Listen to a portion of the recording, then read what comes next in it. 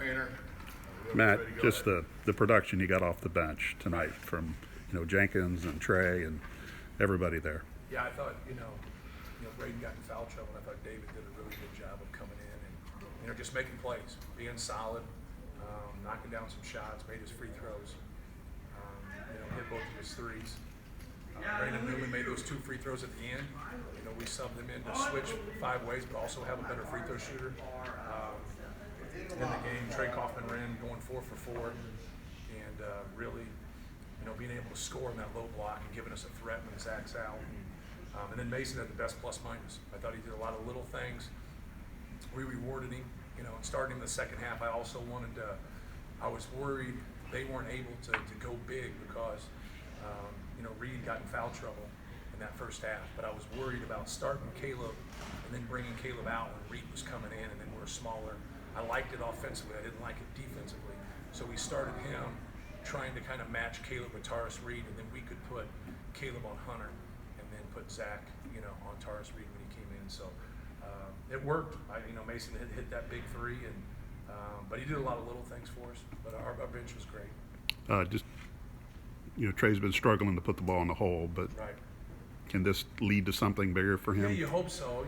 To his defense, he doesn't play a lot of minutes either. Right. So you're asking for production in short minutes, and I don't think that's fair. But I think it's really good for more or less his sanity, because he's a good player. And he just happens to play behind someone who's having a fabulous year, and then we match up a lot of times, and we don't see that big lineup like they had.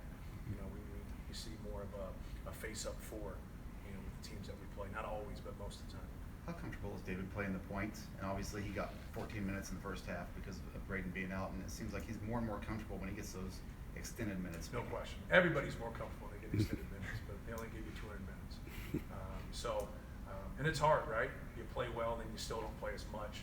Then in the second half, and we go back with Braden there. So that's a difficult chore when you're a player, especially when you play well and do that. But he did a really good job. It is very similar. His impact on the game was very similar to Ohio State's. You get into a close game, but the things that he did, he went 3 for 3 from 3. You could look at it as the difference. He goes 2 for 2 tonight, but he also did a lot of little things to help us. So I'm happy for him. A lot of the big buckets in the second half is Braden Smith getting to the basket. Is that something you guys saw at the halftime, tell him to adjust, or just him reading out? No, that's it. Yeah, that's the thing that they have to kind of understand is those guys will play ball screen deep, but they don't no different than us. We don't like getting detached from Hunter Dickinson. We want to stay with him, but we got to stop the ball, right? They don't want to. They got to stop the ball, but then they want to stay with Zach. Now they stop the ball, and then Zach's diving, getting lobs, or getting those little short roll passes, and so it's hard. So now you got to keep attacking because you don't know when they're going to kind of fake or bluff and go back, and then you can go get your. You got to go get your layups. You got to hold them accountable there. If you hold them accountable and they stop you, now that opens up a lot of help getting pulled in. You can get those kick-out threes. You can get those dives. So it was great to see him attack the rim, as the game progressed. Speaking of Hunter, rotations when doubling him in the post seemed pretty good today. How did you feel you guys did against him? We made mistakes. Last year staying with the double, and just stayed with it too long. So when he was going to dribble out, we're going to try to bounce off and then get back.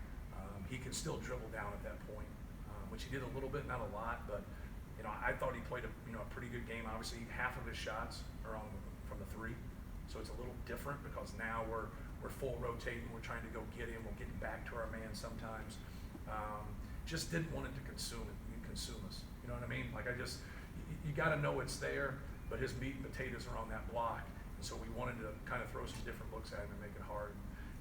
With him, it's kind of easy for him, right? He had the one turnover that was, unlike him, but for the most part, he knows what the heck's going on out there. He can wheel and deal. He's a really good player.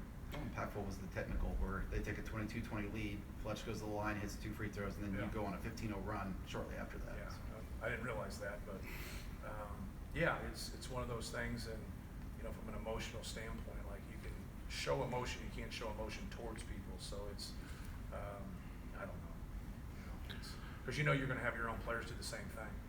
It's an emotional game, it's a competitive game, so but that's why that's what they're calling. So right away I went to our guys and said hey, if you come close to it, they'll even that out real quick. So don't show emotion towards anybody, or just kind of stay reserved and stay grounded and keep playing. With Fletcher Lawyer, to have a freshman who's like so steady and Yeah. getting better as it goes on, how rare is that? It's really rare, especially to have two guys like that. To have those guys that, they're not scared of the moment. Fletch is somebody that's played better in second halves, and he's played better on the road. And he scored 27 at home in a game. He's played well at home too, but he's really stepped up on the road and had some really good games for us.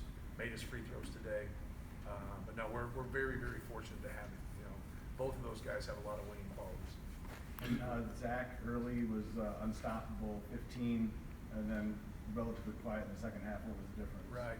I think they got him out a little bit more, and they got him bottled up, and kind of dribbling. You saw he had about 3 different possessions where it's like a pinball alley. The ball's just flying over. He's trying to collect it, then he throws the one away. And but I thought they did a better job of getting him out. If you can fight, Hunter and Taurus Reed have the physical ability. We go against a lot of people that don't have the physical ability to do it, so they just foul us. I thought tonight they did a pretty good job on him. They worked him, but they also, Hunter's a mountain of a man, and so he's able to do the same thing. And see, the thing that's different is Hunter Dickinson's going to stay in the game, whereas Hunter and Zach face a lot of people that just foul them because they're dispensable, and now they're the backup, they're the next guy. But those starters don't do that. But then if they can't handle them physically, they're stuck right there. And so I thought it was a good game for both of those guys because Zach wants to stay in, obviously, and we wanted to stay in, and they want to keep Hunter in the game. Going off of that, how did you think that Zach handled some of the stuff that Michigan tried to do to him defensively? Some of the binds they tried to put him in to use your. Yeah, well, I thought he did a great job in the first half. He, just establishing himself to start the game, going to his right shoulder and then using his left hand. I thought that was great. Those moves there. He's got a nice little spin where he can turn there and be able to make that play with his left hand. He made 4 baskets with his left hand tonight, which is huge because now when you go to scouting, if you just want to play that left shoulder, he's able to go the other way and make that. But I thought they did a good job in the second half. We were, you get those post ups and then you get the repost, and that's awfully hard on the repost if you can get it back in there to keep him from getting deep right there.